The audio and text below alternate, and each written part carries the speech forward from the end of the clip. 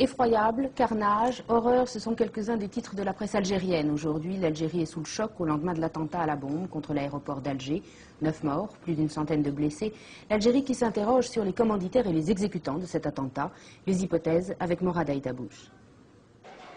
Ce soir, les hypothèses restent nombreuses, mais les plus sérieuses sont au nombre de 3.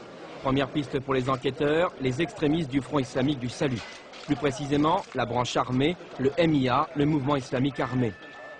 Le Critère, journal du Fils, diffusé en France, reconnaissait officiellement le MIA et déclarait qu'il allait passer à la vitesse supérieure.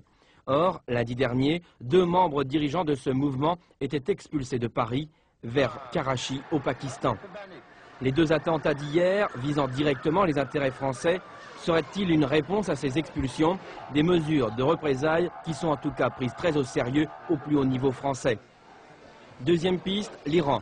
Le Premier ministre algérien a déclaré, je le cite, « Même si ces attentats ont été exécutés par des Algériens, ils ont été commandités par une main étrangère. » Alger a, semble-t-il, eu connaissance d'informations classées top secret des Américains. Le département d'État a en effet déconseillé à ses ressortissants tout voyage au Maghreb. Pourquoi? Selon nos sources, la CIA a averti ses homologues européens il y a moins d'un mois que 20 terroristes entraînés par les Iraniens étaient arrivés en Europe.